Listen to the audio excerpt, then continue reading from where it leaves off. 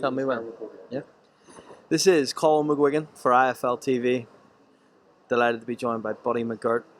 Buddy, we probably 12 hours after the event last night. Just your reflection, first of all, on that performance from Moses Itauma, and unfortunate for Dillian Whyte. Well, the thing is, I knew the kid could fight. I knew the kid could punch, and I knew that he was going to try to come out early. You know what I mean? Well, we knew it because Dillian knew and I knew. But when he got hit, once Dill got hit with that shot, you know what I mean? Moses didn't let him recover, which he did what he was supposed to do. So it happens. Shit happens. Talk to me about the build up to this fight for Dillian, and how did he look in camp? In camp, he had he looked good. To be honest, he looked good in camp.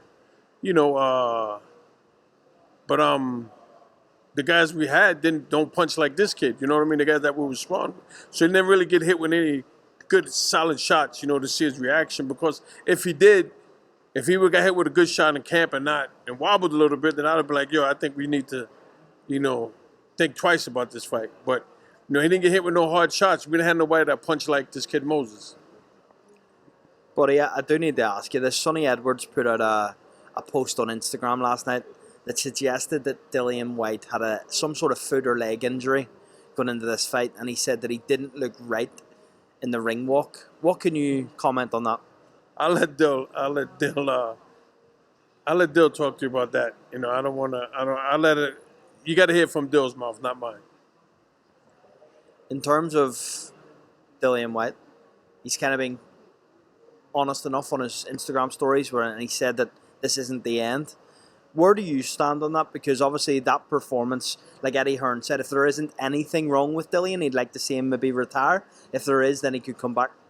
This is how I see it. Right now, the fight was just last night.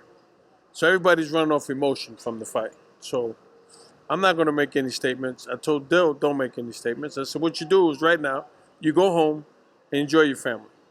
If people call you, want to talk about boxing or the fight, hang up. Get your mind together. This way, whatever decision you make, you want to make it with a clear mind of not 20 different people all in your head. You know what I mean? It's something that's got to come from here for yourself. The main thing you got to be is true to yourself. You know what I mean? But if you got this person telling you one thing, that person telling you another thing, this person telling you another, then you really don't know what to do. You know what I mean? Then you might say, okay, yes, I'm going to retire, or no, I'm going to fight. No, take time to yourself, man, and just let everything simmer down. There's no rush. Wait a couple weeks. Get your thoughts together. And then decide on what you're going to do. You know what I mean? But, of course, any fighter who's been in this position can tell you that, a lot of shit goes through your mind. I was that guy one time in my career, when you've been on the top and then now it's like, damn, what do I do now? You know what I mean? It's not a great feeling. You know what I mean? And when you got everybody in your ear and in your face, it makes it worse. And I believe that you should just go away and just take time to yourself.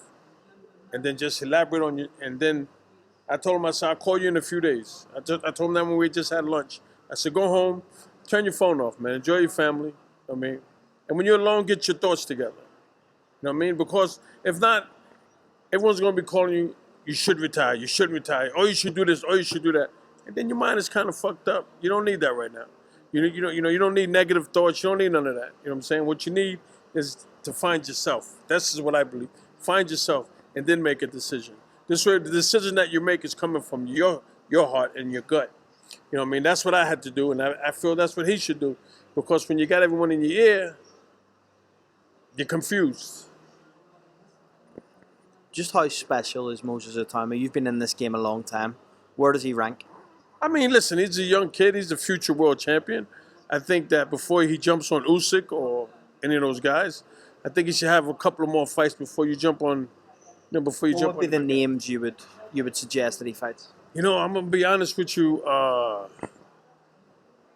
The heavyweight division right now, you have Parker, you have Usyk, and the kid that fought Yang or Cheng. No, the guy that fought him. You got him. But who else? Perkovic, maybe?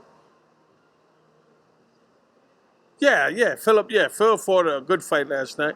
And Abel Sanchez, great work on the cut, man. Did a great job on that cut. I thought they was going to stop it. Great work. Yeah, you know what I mean? But is that, I mean, the heavyweight division, let's be realistic. Buddy, before I let you go, would you have words of encouragement for Dillian Whyte if he's feeling down and maybe hurt from last night and what happened? Yes. You know, I said, look, you don't owe an apology to nobody, man. You know what I'm saying? You don't. It happens. It's the sport that we're in. You know, guys in NASCAR crash their cars, blow their engines. You know, guys that, you know what I mean, that play football, they get tackled, they get injured. You know, shit happens, you know what I mean? I just told him to, like I said, cut the phone off. Don't speak to nobody about it. You know what I mean? Because they were, what happened? What do you mean what happened? You saw the fight. Why do you keep asking what happened? You know what I mean? So you don't have to keep explaining yourself. Just cut your phone off, go home and enjoy your family. That's what my opinion, he should go home. Because he's at the crossroads in his career right now. Realistically. He's at the crossroads. So that's the decision you got to make when you have time to think about it. Not just off the, you know, right after a loss, you know what I mean? Because you know, as a fighter, you want to get right back. And then again, there could be in the voice inside you telling you don't do it no more. So there's a lot of shit going through your mind, man. So I just think that that's why I told him, just go home, enjoy the family, and don't talk boxing to nobody. Well, buddy Mcgirt, appreciate your time as always on IFLTV. Thank you, and I hope to catch up again soon. Thank you. Can I just say one more thing, man? You ready? Yeah. If you want to be a fool and lose your money, then bet on Sonny.